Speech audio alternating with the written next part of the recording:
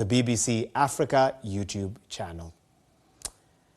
Meanwhile, a travesty of justice and playing games with the lives of the world's most vulnerable. That's how some African activists have described the climate finance deal that was signed at the end of COP29 on Sunday. It's being criticized for offering $300 billion to developing countries who had asked for $1.3 trillion to help shift to a low-carbon economy. The money that has been offered will be given in grants, investments, and potentially loans. Dr. Ferdinand Tornyie is from the Institute for Natural Resources in Africa at the United Nations University. He attended the summit in Azerbaijan and gave me this assessment of what was agreed upon.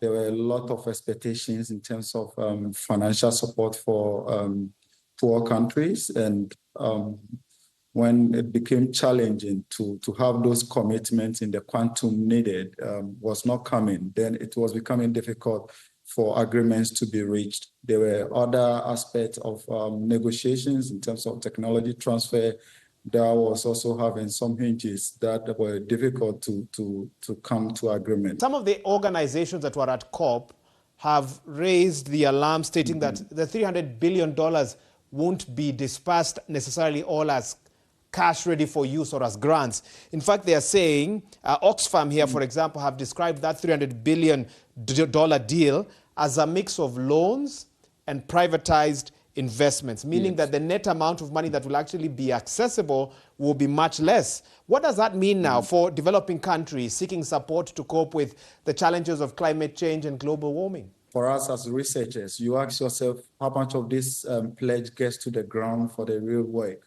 It's those that will be accessible. And then not to also talk about how some of these funds go into procuring or getting experts to be able to come and still depend on this fund. So already developing countries are indebted, and the irony is that these countries that they are indebted to are the same countries that are giving these funds, and not much of the funds will get to the main grounds. So this is some of the worry of various countries. Well, there had been celebrations after the last COP with pledges made to the Loss and Damage Fund that's meant to help developing countries deal with the various challenges and effects brought about by climate change.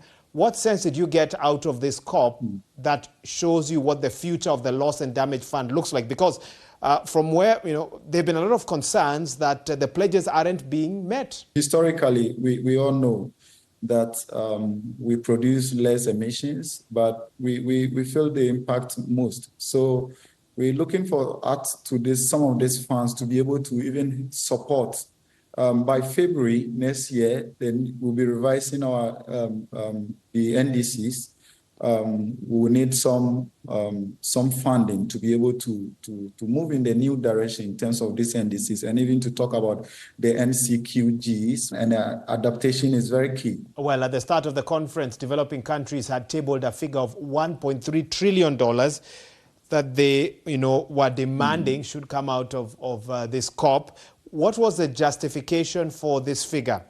And did the fact that such a large figure was placed on the table, did it affect the negotiations in any way, potentially maybe even muddy the waters? Looking at the impact of climate change and the suffering, and even looking at the economy and the challenges being faced by communities that are so close to these challenges.